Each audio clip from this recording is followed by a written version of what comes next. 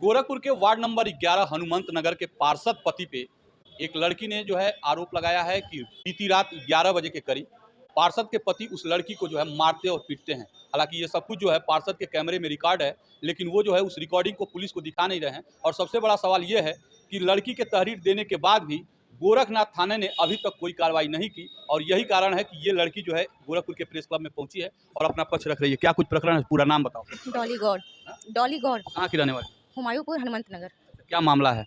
ये भाई हम जा रहे थे रास्ते में दवा लेने के लिए बहनी का, तो भैया थे, तो भैया बोले कि डॉगी क्यों छोड़े हो। तो ये जो पार्षद हैं तो बोल रहे हैं आए सीधे, इनका कॉल भैया का कॉलर पकड़े। फिर कॉलर क्यों पकड़े? भैया बोले कि डॉग कुत्ता क्यों छोड़े। तो उसी के लिए भैया का कॉलर पकड़ के गाली दिए। फिर हम कहे गाली आप अंकल क्यों दे रहे हैं, उसी पे हमको थप्पड़ से मार के ये पकड़ लिए मेरा।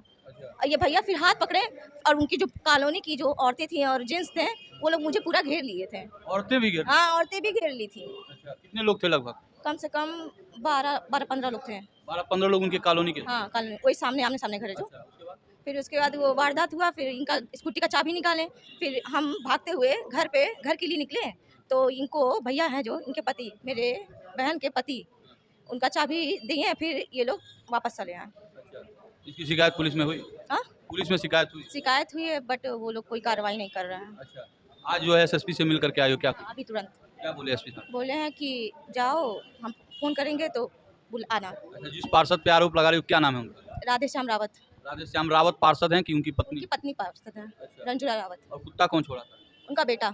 उनका बेटा छोड़ा उनका था। बेटा छोड़ा था। तो वो जो कुत्ता क्यों छोड़ा, इसी बात पे जो है विवाद हुआ? हाँ, इसी बात पे विवाद हुआ। और वो लोग जो है घेर करके मारे? घेर करके मुझे मारे। अच्छा, आप ही को मारे कि जो साथ में आपके? बस मुझे ही मारे। अच्छा, और हाथ पे ये चोट का निशान है। चोट का निशान दिखाई दे रहा है। ये चोट का निशान है। तो पुलिस इसमें कोई कार्रवाई नहीं? एसपी सिटी क्या बोले?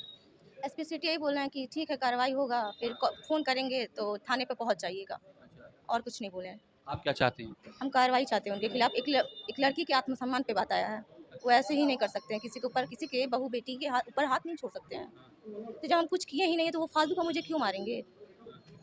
वो मारे आपको? हाँ, केवल वही एक अकेले मारे? हाँ, वही मारे। और औरतें और वहाँ के लड़के थे, हम जो औरतें थी वो मुझे पकड़ ली थी।